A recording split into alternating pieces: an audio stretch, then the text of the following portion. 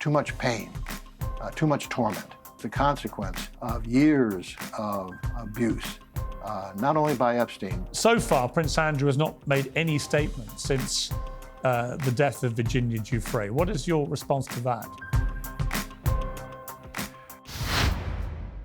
Virginia Giuffre's life was torn apart by the Jeffrey Epstein scandal, and it may ultimately have ended it too. Her family confirmed on Friday that she died by suicide after the toll of abuse became unbearable.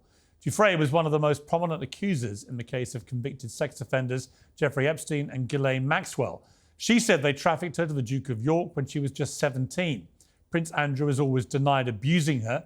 He did, however, pay a reported $12 million settlement to Giuffre in 2022. Well, David Boies, one of America's most acclaimed attorneys, was her lawyer and came to know her well. And exclusively, he now joins me on Uncensored. David, great to talk to you again, albeit in extremely tragic circumstances.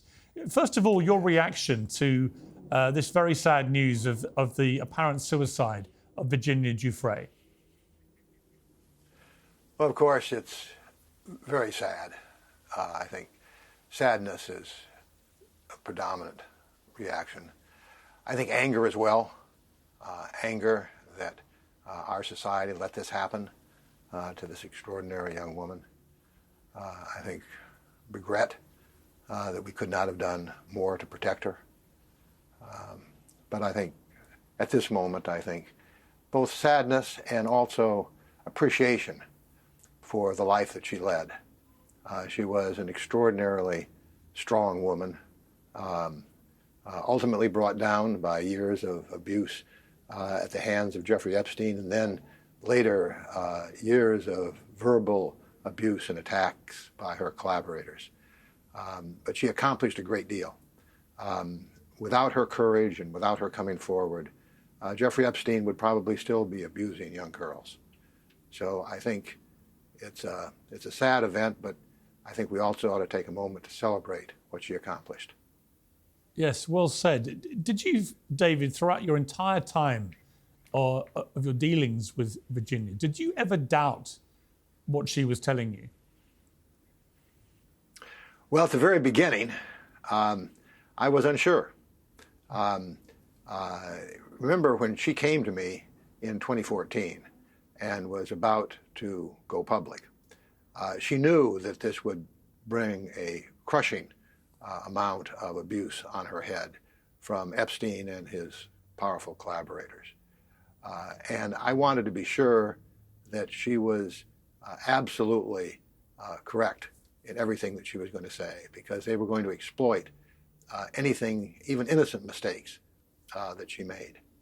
And so I took an extraordinary step for somebody beginning to represent someone, is I required her to not only go through a rigorous examination, but I had her take a polygraph test. I wanted to be absolutely certain that the stories that I was being told were accurate. And remember, at this time, Epstein was a celebrated personality, celebrated by the media. There had been a puff piece about him in the New York Times about his philanthropy. He was entertaining academics, business people, as you say, princes of the United Kingdom. So if we were going to take somebody on with that much power, those many friends, I wanted to be absolutely certain. So I checked it out pretty thoroughly. I never had any doubts after that. Right, it's fascinating. You once said everybody's entitled to a lawyer, but not everybody is entitled to me. Now, there have been reports, right. I don't expect you to confirm this, but there have been reports that you can charge $2,000 an hour for your expert advice, which is befitting of somebody who's been one of the most successful lawyers in American modern history. But you worked on Virginia's case, I believe, for free. Why did you do that? Well, she couldn't afford the kind of representation that she needed, because it was not just me, but it was all of the resources of our firm. Sigrid McCauley, one of the leading partners at the firm, devoted most of her time for years on this case. We had a whole team, more than a dozen lawyers working on the case. So this was a situation that if she was going to come remotely to a position where she could compete and deal with the forces against her, she was going to need resources that she could not possibly afford. Also, this was one of the gravest injustices I think our system has seen. I mean, this is a situation in which you had abuse of children going on in plain sight and nobody doing anything about it. You had, a few people trying, but the media was ignoring it. Prosecutors were ignoring it. It was exactly the kind of fault line in our justice system that I think lawyers have an obligation to deal with. The facts about her life, I think, are fairly well known. She was sexually abused when she was 7 years old by a man known to her family. She ran away from home when she was 14. In 2000, when she was 17, she met Ghislaine Maxwell while she was working as a locker room assistant at Donald Trump's Florida resort, Mar-a-Lago. Maxwell offered her a job as a masseuse to Epstein, who later trafficked her to his friends and clients, passing around, it was said, like a platter of fruit. And among them, she said, was Prince Andrew, who she said she was forced to have sex with on 3 occasions. Is that pretty much her life crystallized into a few paragraphs? Well, I think it is an accurate description of some events and of some of the abuse. I think what it doesn't capture is the triumph of the human spirit that she represented. Because despite that background, she became a passionate, courageous, strong, effective advocate for the vulnerable. She dedicated the last 11 years of her life fighting to make sure that other children didn't have to go through what she went through. So I think that it's right to focus on those years, and it's right to focus on that abuse. I think it's also right to focus on the abuse, the verbal abuse that continued as Epstein's collaborators tried to salvage their own reputations by attacking hers. But I think we don't want to lose sight of the success that she had, the strength that she had, the accomplishments that she made, because I think those will live on.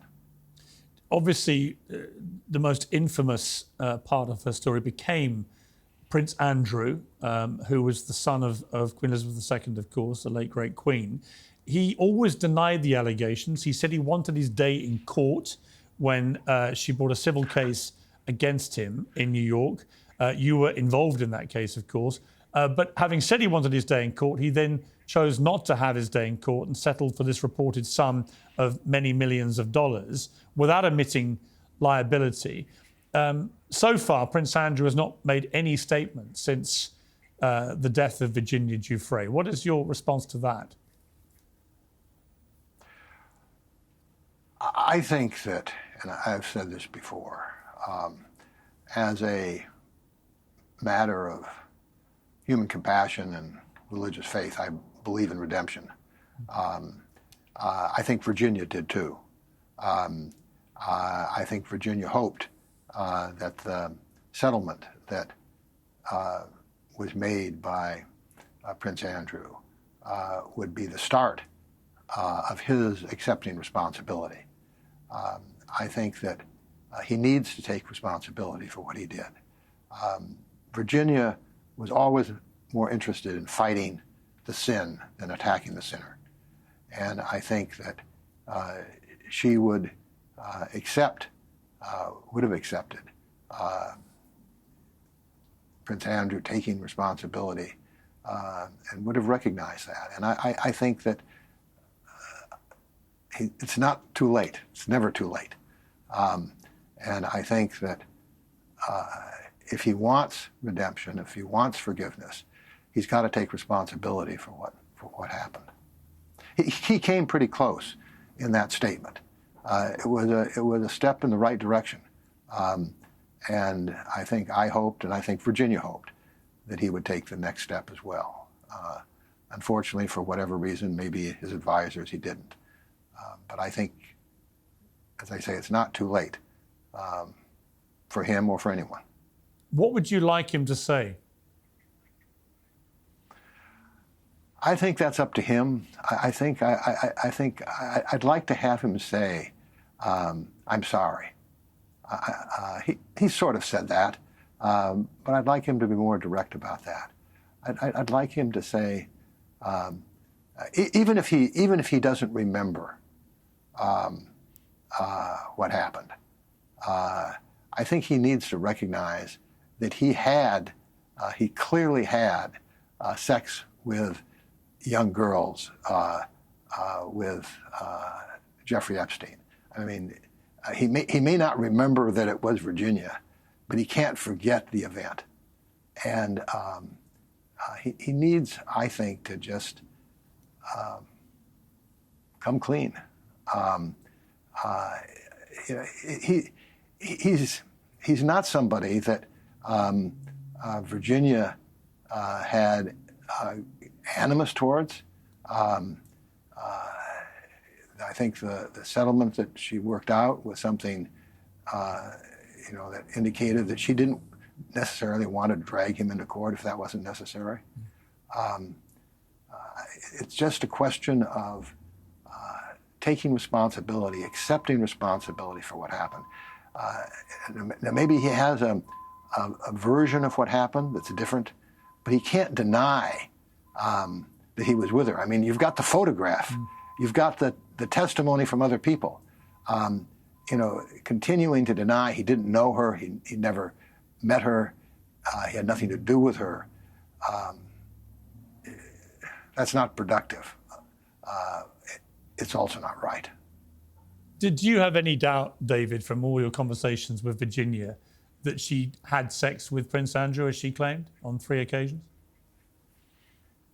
I never had, after my initial vetting of her, I never had any doubt about her reports of what happened. I think everybody who met her was impressed with her credibility. I think a lot of people attacked her who didn't know her. A lot of people in the media repeated attacks on her that came from people who had an agenda of trying to protect themselves by attacking her. But the people who actually knew her, actually talked to her, I think always found her to be extraordinarily credible. I mean, she didn't overstate. She was somebody who was careful. As I say, she knew that any mistake she made, even an innocent one, would be used by people trying to take her down. So she was careful about what she said. And I and many other people thought she was a very credible person. Do you think if he had gone ahead with the court appearance, that he would have been exposed in that environment, and that is perhaps why in the end they came to such a big settlement? I don't think there's any doubt that they settled when they did for what they did because they recognized that a court defense was unsustainable. I don't think anybody seriously thinks that he would have withstood cross-examination in an open court. He's also, as I said, he's not made any statement at all since the news of her death. Do you think at the very least, as you said, talking about compassion, should he at the very least have said something publicly about her death? I think I would have liked to have seen that. On the other hand, I think we have to recognize how complicated it would be for him to say anything at this point. I think that, on the one hand, I think he will be criticized for not saying something. On the other hand, almost anything he said, I think, would probably be attacked. So I think he, while I would have liked to have seen a statement. I would have liked to have seen something. I've got a lot of sympathy for the position he is in terms of trying to craft something that wouldn't just make things worse. I think we all saw when he's tried to talk before about this, his failure to really come to grips with it has ended up making him worse off. So I would have loved to see him take some responsibility at this moment, but I'm totally understanding why he would not rush out to make a statement. There is a belief he's been trying to get back into public life in the UK, and that this tragic development may have put the kibosh on that. But do you think that if he was now, even at this late stage, given that Virginia has so sadly died, do you think if he was now, as you put it, to come clean, even if he phrased it as "I don't remember," but then conceded that this may well have happened for the reasons that you stated, do you think that that would go some way to absolving him in terms of the, as you see it, the lack of accountability, the lack of responsibility? I don't think it absolves him, but what I think it does do is I think it opens a path for redemption. Redemption doesn't require people to accept that what happened was right. What it does is it recognizes that there, for 2,000 years, there's not been a perfect person on this earth, and we are all guilty of sin. And I think that Virginia believed, as I do, that redemption is always a possibility. And I think that if he were to come forward, I think that that would hopefully set him on the path to redemption, and that people would recognize that however horrific some of the abuse was, there was never an allegation that he drugged anybody or that he physically harmed anybody or threatened anybody with physical harm. It's not to in any way minimize what he did, but to recognize that this is the kind of conduct that can lead ultimately to redemption. And I think that it's hard for somebody who is as powerful and as public as Prince Andrew to really accept responsibility. But I think that is the only pathway towards redemption. Obviously, there's a new monarch in the UK, King Charles III. This is his brother, his younger brother. If Andrew is reluctant to do what you suggest, do you think that it would be the right thing for the king to try and urge him to? I think it would be the right thing of an older brother to do it. I don't have any insight as to, what the king as the king should do, but I think that I think family should urge family to do the right thing, and I think family should be supportive of people, often even when they don't do the right thing. So I think family is very important here. I would like to see every family work closer together to make sure everybody in that family does the right thing and to be supportive of them. If Prince Andrew was to make any admissions now, of course he would be confessing to a crime, because Virginia Giuffre was underage in the locations that she talked about having sex with him in the United States. And that may be, of course, a major factor in his decision-making about whether to make such admissions. I think it could be. I don't think that a criminal prosecution in the United States at this stage is likely.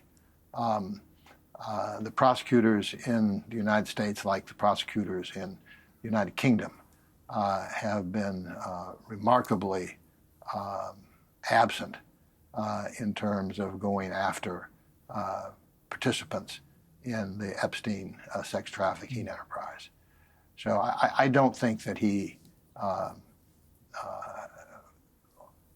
ought to focus primarily, or even in an important way, on the prospect of criminal sanctions. I think if he were to come forward, I think that would not be something that exposed him to criminal liability at this point. I mean, you touched on something very interesting there, which is the extraordinary lack of people being brought to account here, with the exception of Epstein and Ghislaine Maxwell. I mean, there is an irony that the only person who is currently languishing in prison in the United States for any of this is a woman. None of the men who we believe participated in this kind of activity with Epstein.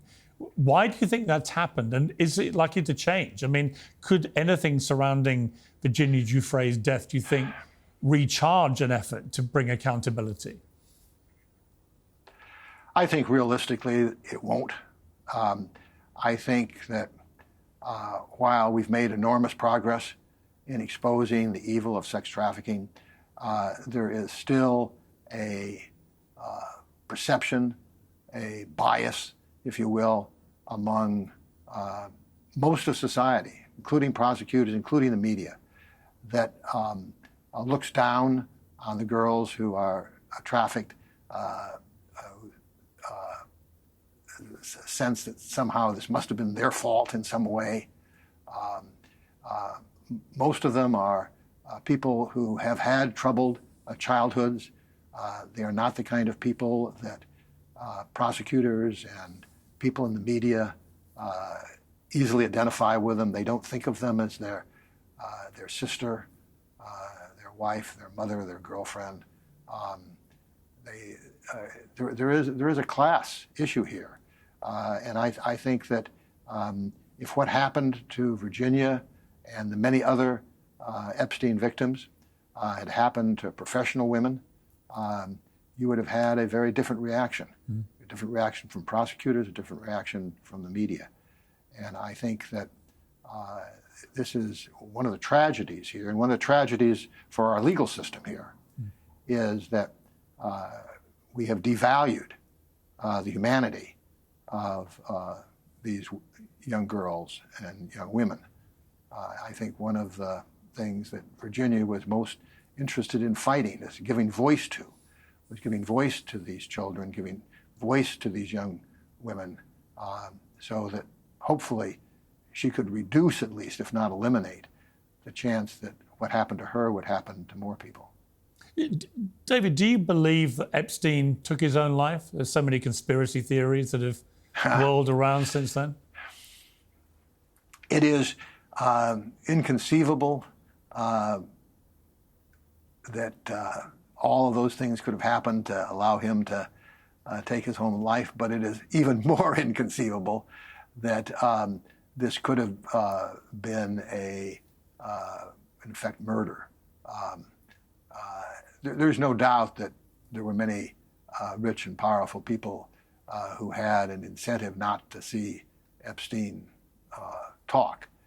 But the idea that somehow they were able to penetrate the American prison system and without leaving any trace, and to have accomplished this is even more inconceivable to me than the idea that he was allowed to commit suicide. Peter Mandelson, who's the current UK ambassador, new UK ambassador to Washington, was a friend of Jeffrey Epstein's. And do you think that people in his position should be asked difficult questions about exactly what they knew and when they knew it? Because it seems like everyone who moved in his orbit has thrown their hands up and gone, I had no idea. All right. Well, I think that he had a lot, as we were talking about before, a lot of people that he had connections with. And some of those people, I'm sure, those connections were innocent. Some of the people, they were not. I do think that people who had a lot of contact with Jeffrey Epstein have questions that they should answer.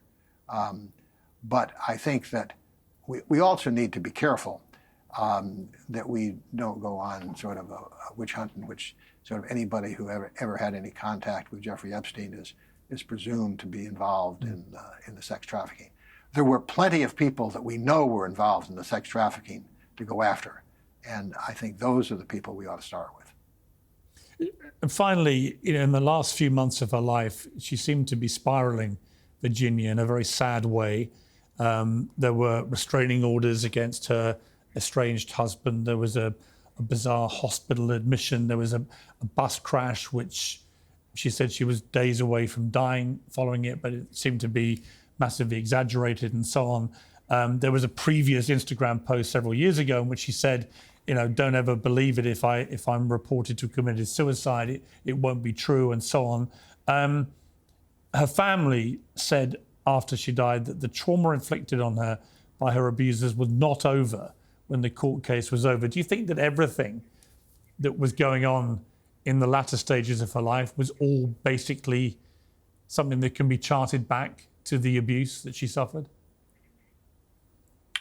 Well, I think the abuse that she suffered continued. I think she was abused sexually by Epstein and his collaborators, and then she was abused reputationally and verbal abuse and very serious attacks on her that would have affected almost anybody. So I think that there were two stages of that abuse, and that abuse didn't end with Epstein's death. It didn't end with Maxwell's imprisonment. It didn't end with the settlements with Prince Andrew and others. What happened was that because she was such a fierce advocate, and because she was such a strong advocate, Epstein's collaborators who wanted to protect their own reputations savaged her, continued to savage her in ways that would have been difficult for anybody to deal with, but were particularly difficult for somebody who was as vulnerable as a result of the past abuse. So I think that the spiraling down that you refer to was the consequence of years of abuse, not only by Epstein, but by others, and not only physical abuse, but emotional and reputational abuse. So I think that I think the family said it well when they really described this as ultimately just being too much pain, too much torment for her to continue to deal with. Incredibly sad end to a very sad and tragic life, and with so little accountability. Tragic, but also inspirational. Yes, I think that I think we want to recognize the tragedy. I think we want to recognize the unfairness. I think we want to use this to rededicate ourselves to attacking the sin that brought her down. But I think we also need to recognize her courage, her accomplishments, and as I said, the triumph of the human spirit that she represented. And David, just finally, one last question. You have recently hit Boeing with a wrongful death suit spurred by the suicide of a whistleblower called John Barnett, who worked for them for 30 years. Is there any possibility of any similar wrongful death suit being linked to Virginia taking her life? I don't think so. I think the Boeing situation was a pretty unique situation, and I think that here it would be very hard to single out, any individual other than Epstein himself, perhaps, and he has already gone to his reward. So I think that it is very unlikely there would be any wrongful death suit. It would not be the kind of suit that I would feel was strong enough to bring. David Boies, thank you so much for your time today. It's as you said, very sad. Thank you very much. Good to talk to you. Yeah, I really appreciate it. You knew her very well. I think you summed her up perfectly. A sad, tragic loss, but also a very inspiring woman in many ways. Thank you very much. Yes, yes. Thank you. Piers Morgan Uncensored is proudly independent. The only boss around here is me. If you enjoy our show, we ask for only one simple thing. Hit subscribe on YouTube and follow Piers Morgan Uncensored on Spotify and Apple Podcasts. And in return, we will continue our mission to inform, irritate and entertain. And we'll do it all for free. Independent, uncensored media has never been more critical, and we couldn't do it without you.